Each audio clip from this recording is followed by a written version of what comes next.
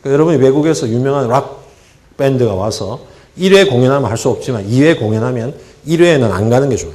왜?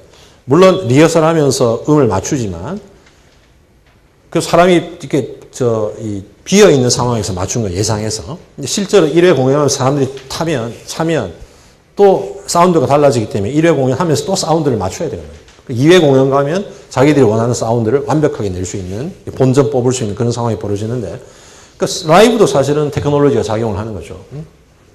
여기도 지금 이 마이크 성능이나 음질에 따라서 제 강의의 품질이 달라집니다.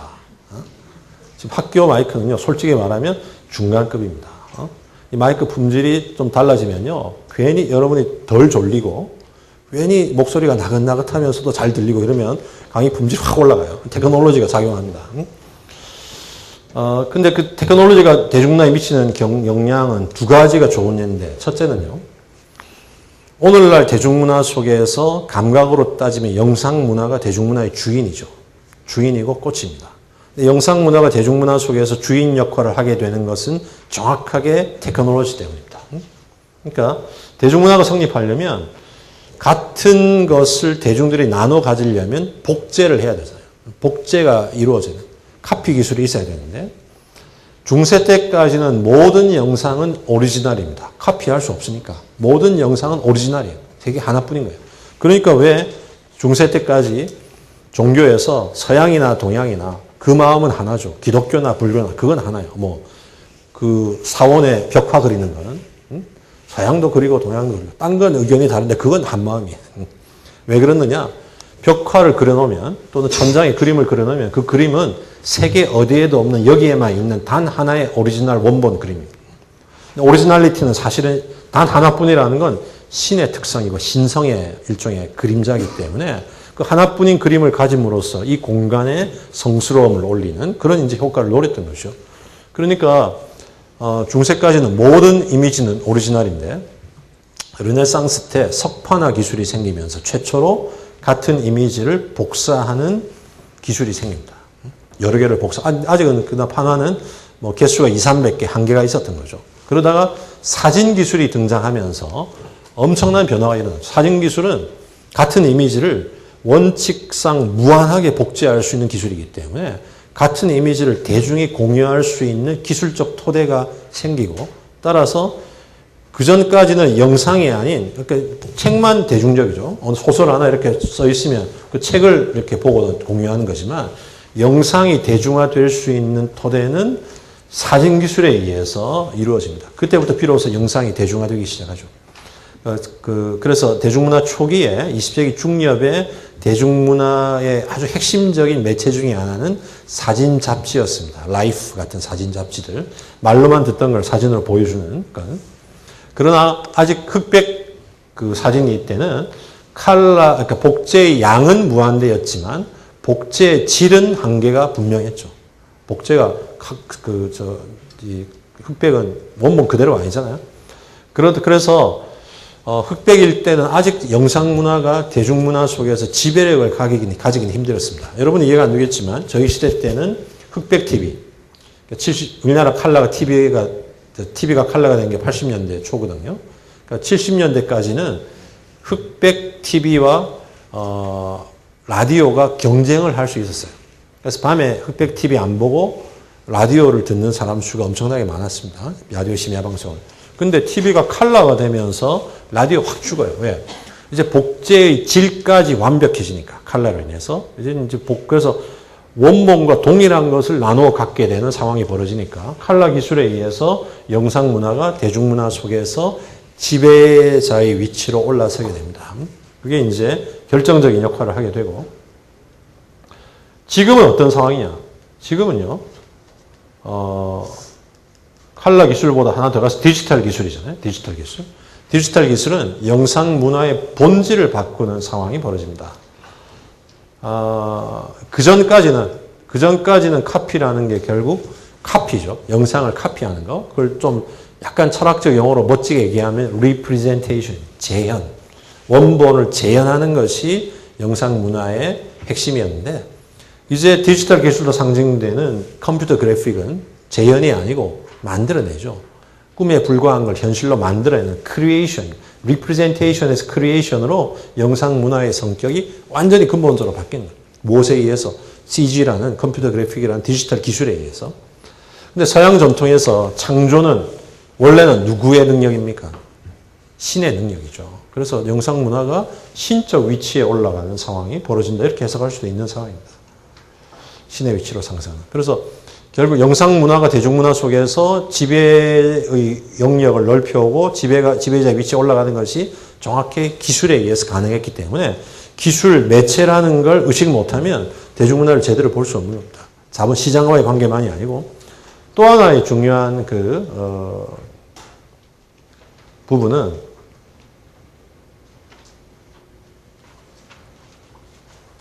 대중문화를 여러분이 즐기시죠. 뭘 즐깁니까? 왜 즐깁니까? 대중문화가 교훈을 주니까? 그런 것도 있겠지만 즐거움을 주잖아요. 일단 감각적으로 즐거움을 주죠. 대중문화가 어떤 즐거움을 주느냐? 우리가 일종의 대중문화의 미학에서 분석할 때 대중문화가 주는 즐거움의 핵심 요소를 여러 가지 있지만 우선 5개를 많이 분석합니다. 첫 번째가 the comic, 기쁨, 웃음, 웃겨야 보죠. 요새는 MC들도 다 웃겨야, 그래서 개그맨이 MC가 되는 거잖아요. 강호동이 웃음을 못 줬으면 그 외모로 어떻게 지탱을 했겠습니까?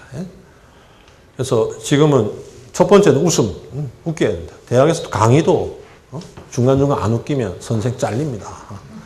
그래서 애들이 약간 심각해지면 또 한번 풀고 부닥거리하고 이래야 되는 상황. 가수도 노래는 잘 못 불러도 웃기면 살아남죠. 컨트리 꽂고 대표적이잖아요. 대표적이죠. 무슨 음악성이 있습니까? 벌써 할인 회사에 의해서 없어져야 할 건데 다 살아남죠. 그러니까 두 번째가 더 센티멘탈, 슬픔입니다. 슬퍼도 재밌어요. 슬퍼도. 짠한 거, 찡한 거, 이게 재밌는 거죠. 거기서 여러분이 즐거움을 느끼는 겁니다. 세 번째가 우리 젊은 친구들이 제일 좋아하는 디에로틱. 잠을 이길 수 있는 유일한 요소죠. 디에로틱. 네 번째가 더 센세이셔널. 선정성인데 저거는 충격적인 거. 엽기, 이런 거 있잖아요. 살인, 폭력, 이게 다 더 센세이션. 악 하면서 눈 가리면서 이렇게 보는 거. 손으로 눈 가리면서 이렇게 보는 거지. 마지막에 더 팬타스틱. 환상, 꿈과 환상. SF가 다 저거잖아요. 이게 이제 대중문화가 우리한테 즐거움을 주는 중요한 요소들입니다. 그래서 보통 어떤 작품을 보면 그 중에 어떤 한 요소가 주된 요소고 다른 요소를 어떻게 결합하느냐를 분석해 볼 수도 있는데 장르도 저 요소에 따라 달라집니다. 예를 들면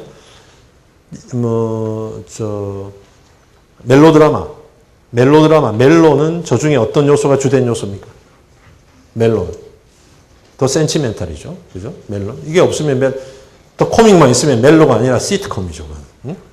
멜로는 더 센티멘탈. 근데 센티멘탈 하나만으로 힘드니까 더 코믹도 썼고 좀 재밌는 캐릭터의 인물도 집어넣고 또 한국은 좀 힘들지만 디에로틱 야한 장면도 집어넣고 더 센세이션, 더 팬타스틱도 들어갑니다. 예를 들면 재벌 회장 후계자 아들과 시골에서 올라온 신입 여사원이 엘리베이터에서 쾅 부딪히자마자 뿅 갔다. 그런 게 어디 있습니까? 진짜 팬타스틱이지. 그런 걸 막 섞어가지고 이제 저런 요소를 보조적인 요소로 장치를 배열하는 거죠. 음악도 예를 들면 트로트나 발라드 어느 요소가 주된 요소입니까? 더 센티멘탈이죠. 혼자 노래방에서 부르면서 눈물 흘릴 수 있는 거. 트로트나 발라드잖아요. 그러니까 드라마나 영화의 주제곡이 어울린다는 느낌을 받으려면 요소가 사실은 비슷해야 어울린다는 느낌을 받습니다.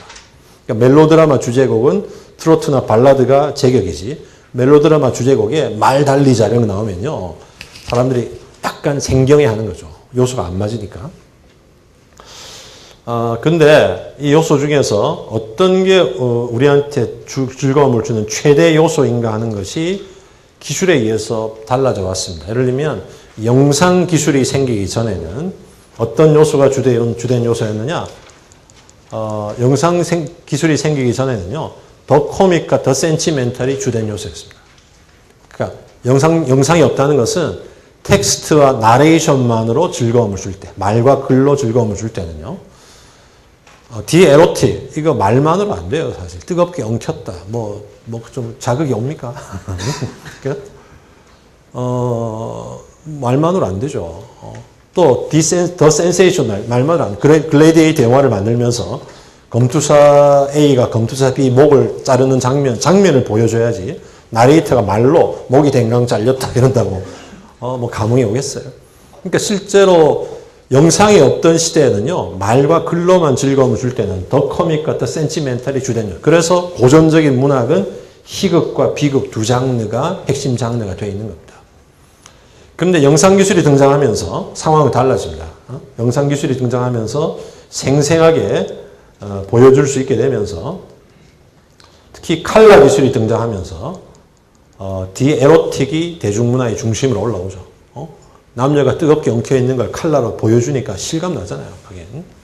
사실 20세기 후반 대중문화의 상징물은 최고의 상징물은 플레이보이 잡지입니다.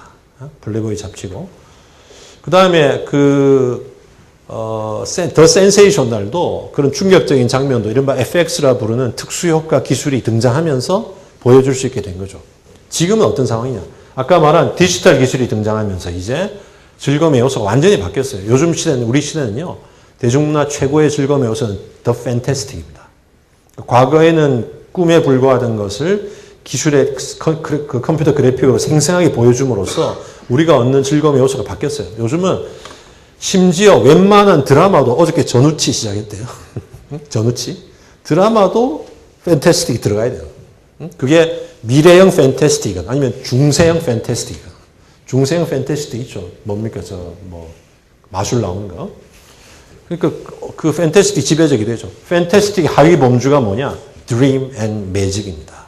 드림 앤 매직. 뭐가 환상을 만들어내냐? 드림 앤 매직이에요.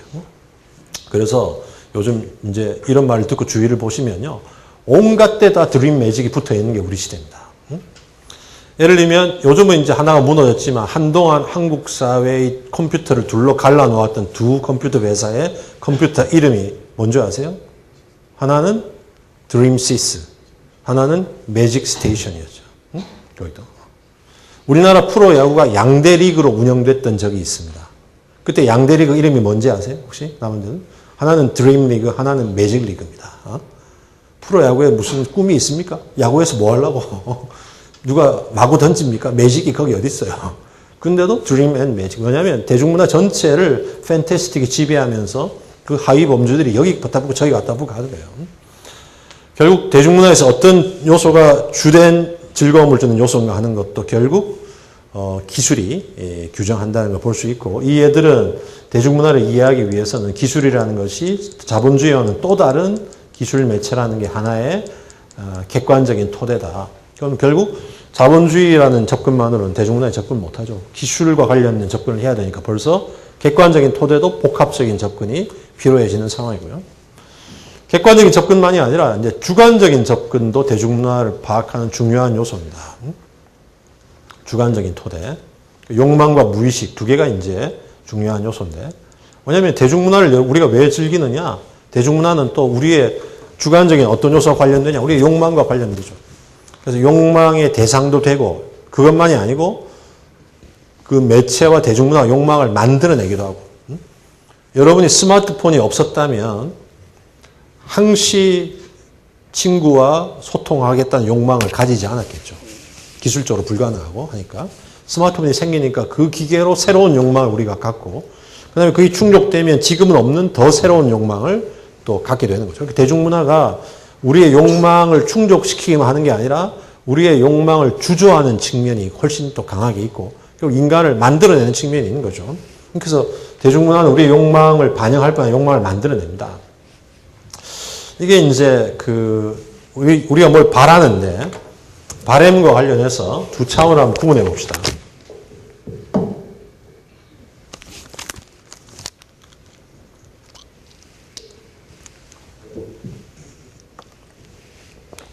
하나는 욕구, 하나는 욕망. 니드와 디자이어를 한번 구분을 해보죠. 니드와 디자이어, 원래 저런 뜻이 있는 건 아니지만 억지로 두 차원, 우리가 가진 바램의 두 차원을 구분해 보는 겁니다. 재미있는 게 한자도 말이죠. 이 욕구할 때 욕자와 욕망할 때 욕자가 달라. 마음 심자 있고 없고 차이가 있는데, 원래 그런 의미가 있는지 모르지만 지금 이 구분과 상당히 의미가 있어요. 자, 니드는 어떤 차원이냐? 우리가 뭔가를 바랄 때 니드를 동물적 생존 차원의 바람, 그걸 니드라고 해봅시다. 아마 지금 혹시 저녁을 안 드시고 이 강의를 들으러 오신 분들은 어떤 바람이 있습니까? 배고프니까 뭔가를 먹고 싶죠. 그죠? 좀 예사롭지 않은 눈길로 저를 바라보는 분이 몇 분 계세요. 허한 표정으로. 이거라도 나눠드려야 될지 모르겠는데. 그러니까 동물적 생존 차원, 밥을 안 먹었으면 뭔가 먹고 싶다 이런 바람이 있습니다. 하지만 그때 아무거나 안 먹고 기왕이면 맛있는 거, 기왕이면 좋은 음식, 기왕이면 고급의 음식을 먹고 싶다라는 바람이 있죠. 그게 이제 디자이어의 차원, 사회적 문화적 차원의 차원, 디자이어입니다. 근데 니드는 미니멈이 충족되면 끝납니다. 뭔가를 먹고 싶으면 어쨌든 밥 한 두 그릇 먹으면 더 이상 못 먹죠. 밥 두 그릇 먹은 다음에 산의 진미가 와도 못 먹습니다. 기분만 안 좋지. 왜 순서가 이런가 싶어서. 기분은 안 좋지만 더 이상 못 먹습니다. 그리고 이거는 절대적입니다. 왜? 우리의 생물학적 구조와 관련되기 때문에 뭐 100년 전 사람도 밥 두 그릇 먹으면 끝이고 100년 뒤 사람도 밥 두 그릇 먹으면 끝입니다. 근데 디자이어는 뭐냐? 맥시멈이 중요해요. 왜? 하나가 만족돼도 더 맛있는 거, 더 좋은 거, 더 멋진 걸 끊임없이 요구하는 게 엑스칼레이트 되는 게 디자이어의 특징이고, 왜 끊임없이 올라가느냐? 상대적이죠. 비교를 통해서. 우선 타인과의 비교를 통해서. 우리 대학생들은 1학년 때, 특히 여학생들 그런 경험이 있을지 몰라요. 1학년 졸업하고 오랜만에 한 3개월, 6개월 만에 고등학교 친구를 만나면 파가 두 파로 나뉘죠. 고전주의 파와 진보파로 나뉩니다. 완전히 새로운 스타일의 옷을 입고 나온 친구가 있냐면 고전적인 미를 유지하는 친구들이 있죠. 그럼 이제 고전파가 밀리죠. 얘들 진보파가 그럼 보자마자 우리도 좀 더 멋지게 그럼 바로 확 스타일 바뀝니다. 그지? 상대적인 비교를 통해서. 또 우리 연예인들이 좀 쉬다 나왔다는데 자기 말로는 쉬기만 했다는데 보면 코가 달라져 있고 귀가 달라져 있습니다. 우리는 쉬어도 살만 찌는데. 그러니까 그러면 이쁜 게 더한다 싶죠. 이쁜 게 더한다. 하지만 본인은 좀 더 이뻐지고 싶은 거죠. 좀 더. 나의 이전 상태와 비교해서 좀 더. 타인과 비교해서 좀 더. 그게 이제 디자이어의 차원입니다. 상대적으로. 고지대에 사는 분들이 처음에는 마을버스를 바랍니다. 그래서 마을버스 들어오게 하려고 사인하고 난리를 칩니다. 그래서 마을버스 들어오면 박수치고 만세 부르고 잔치 벌였다. 근데 좀 지나다 보면 이른바 새로운 욕망이 생기죠. 이제 마을버스도 힘들다. 기다려야 되고, 서가야 되고, 택시 좀 탔으면. 택시 타면 이제 택시 탈 형편되면 기분 좋죠. 괜히 손도 들어보고 이러다가 좀 지나면 그것도 귀찮다. 뭐 기다려야 되고. 하다못해 경차라도. 그래서 경차 사면요. 처음에는 남들은 경차라는데 경차 아닙니다. 차 무거워요. 차 크고. 근데 타다 보면 차가 점점 작아집니다. 자꾸. 아침에 나와보면 작아져 있고, 나와보면 또 작아져 있어요. 그래서 결정적으로 뒤에서 에쿠스가 확 박았는데, 내려서 뭐라 하니까 에쿠스가 파워윈도 팍 내리면서 한마디 폐부를 꼽죠. 폐부에 칼을 꽂죠. 한 대 사줄게요. 이렇게 나온단 말이에요. 그러면 확 돌죠. 하다못해 1500cc라도. 점점 엑스칼레이트 되는 겁니다. 이게. 끝없이 가는 거죠. 그 다음에 더 중요한 게 니드는 뭘 추구하느냐. 대상 사물의 사용 가치를 추구합니다. 기능, 쓰임새. 배가 고프면 배를 채울 수 있다는 쓰임새만 있으면 물이라도 좋고 밥이라도 좋고 짜장면이라도 좋습니다.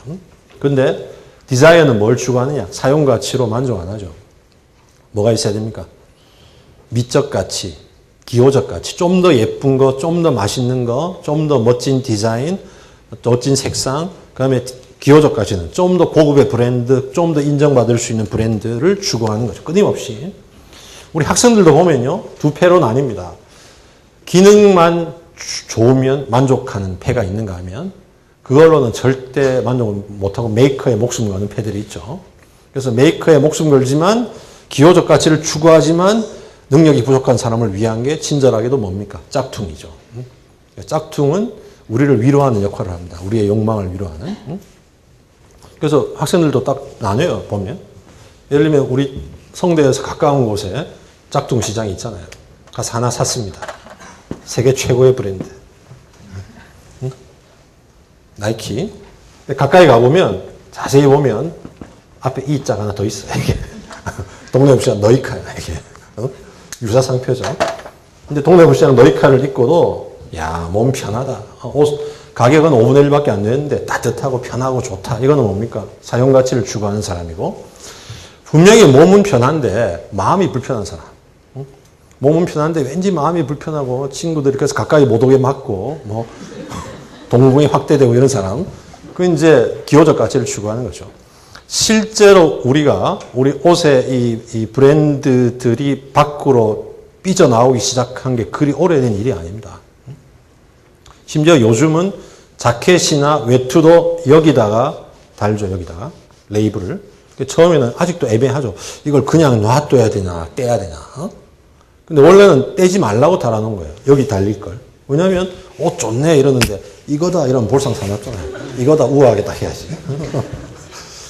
그러니까 그게 뭐냐면 기호적 가치입니다. 근데 디자이어는 기호적 가치를 추구하는 거예요. 아마 여러분의 스마트폰도 언뜻 보면 기능 때문에 사는 듯 보이지만 사실은 그 기능을 다 안 쓰고 필요 없는 기능도 많죠.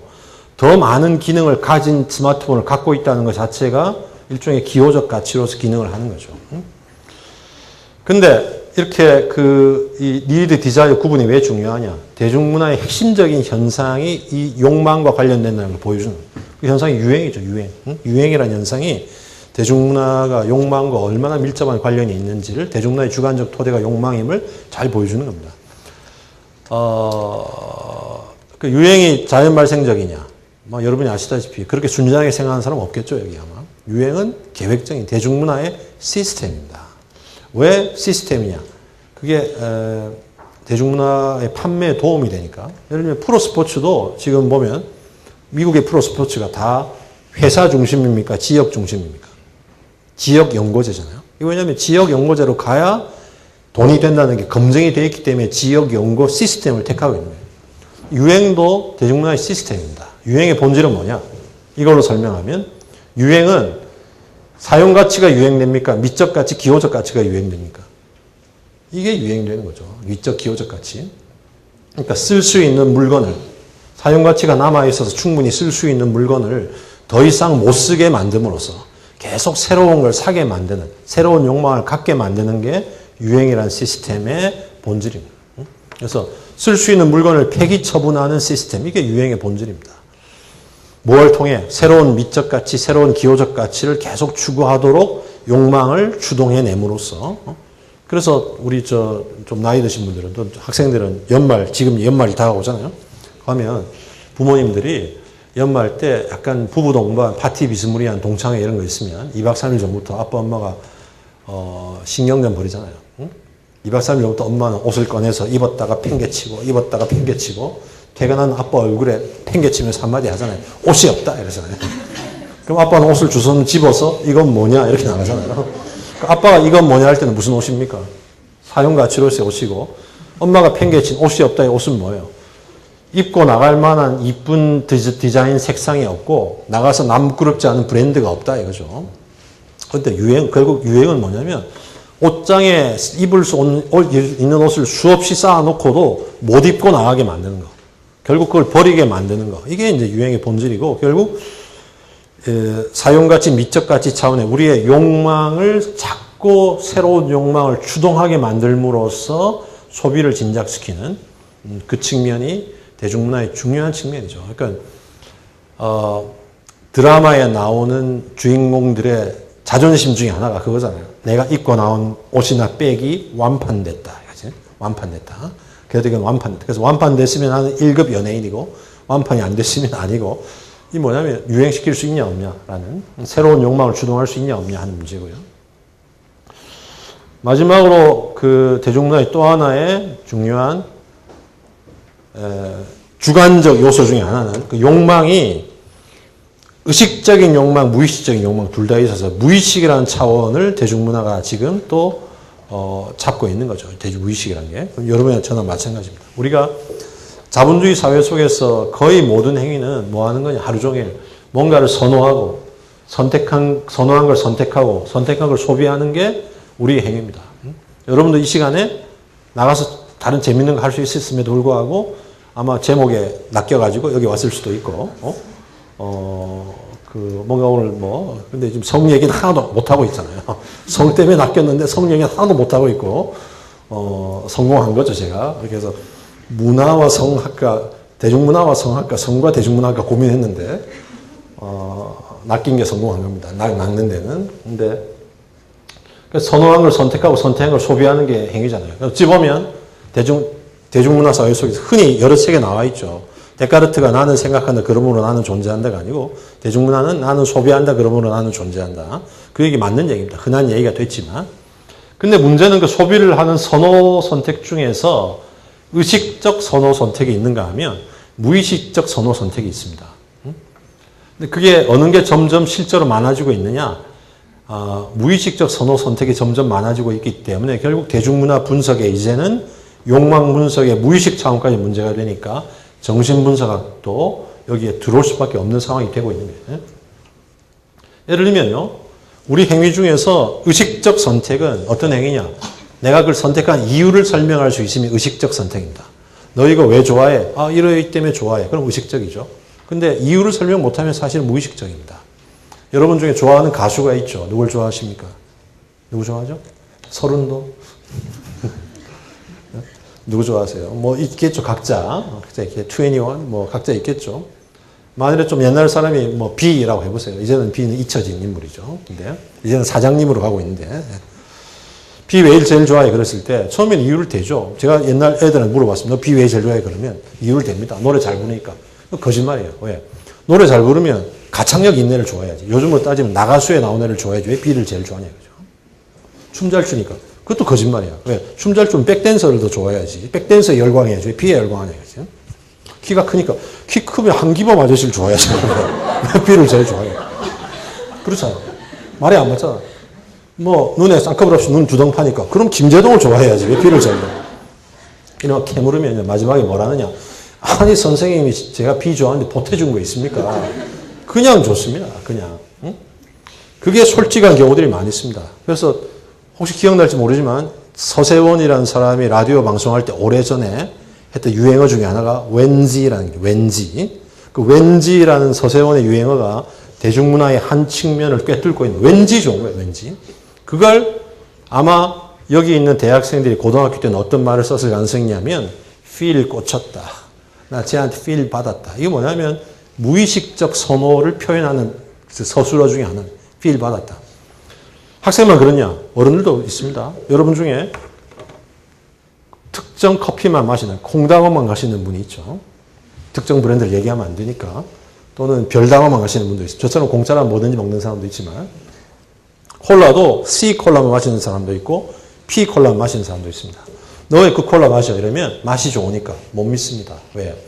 안대로 가리고 자기가 맛있다는 콜라 찾기 챌린저를 해보면요. 10번 중에 10번 다 찾는 사람은 10%도 안 되는 거예요. 왜? 콜라는 냉장고에서 꺼낸 이후로 온도, 습도에 따라 맛이 왔다 갔다 하기 때문에 그 찾기가 쉽지 않다는 거예요. 그럼 뭐냐? 왠지 피콜라. 예를 들면 마트에서 카트로 몰고 가다가 콜라가 쭉 있는데 왠지 피콜라를 집습니다.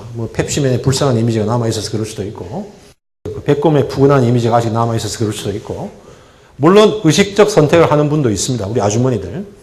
우리 한국의 위대한 아주머니들을 가서 다 꺼내서 어떤 게 조금이라도 더 들었는가 자로 재보죠. 어떤 게 이론이라도 싼가. 이거 의식적 선택입니다. 하지만 왠지 집어넣는 활동 우리가 상당히 많은 부분에 합니다. 실제로. 그게 뭐냐면 무의식적 선호죠. 근데 대중문화의 밑에 무의식적 선호가 대중문화 밑에 점점 늘어나고 있는 게 오늘의 현실이거든요. 제일 대표적인 게 광고죠. 광고. 여기 광고 전공하는 친구들이 있을지 모르겠는데 광고가 원래 광고는 무슨 뜻입니까? 널리 알리는 거잖아요. 뭐를? 인포메이션을. 이 상품의 인포메이션을 잘 알려서 상품을 사게 만드는 설득하는 게 광고의 원래 컨셉입니다. 설득. 상품을 사야 될 이유를 알려주는 겁니다. 일종의 설득이에요. 그렇기 때문에 광고의 모델도 설득에 유리한 모델이 나와야 되는 거죠. 그러니까 화장품 선전을 하면 예쁜 사람이 나와야 저걸 바르면 저렇게 될까 하는 이제 부수적인 설득을 하는 것이고, 근데 이제 이미 한 30년, 한 세대 전부터 광고의 주류는 나레이션, 텍스트 광고로부터 말로 주저리 설명하는 광고로부터 이미지 광고로 이미 바뀌어져 있죠. 이미지 광고로. 이미지 광고는 뭐냐면 상품의 정보가 거의 없는 광고예요. 상품 정보가 거의 없습니다. 그냥 멋진 혹은 이상한 이미지를 보여주는 거죠. 우리나라 이미지 광고 중에 초기에 가장 성공했던 광고는 TTL 광고입니다. TTL. SK 있잖아요. TTL. 아마 여러분이 핸드폰 초기에 그 세대일 가능성이 높은데 TTL 광고에 누가 나옵니까? 임은경.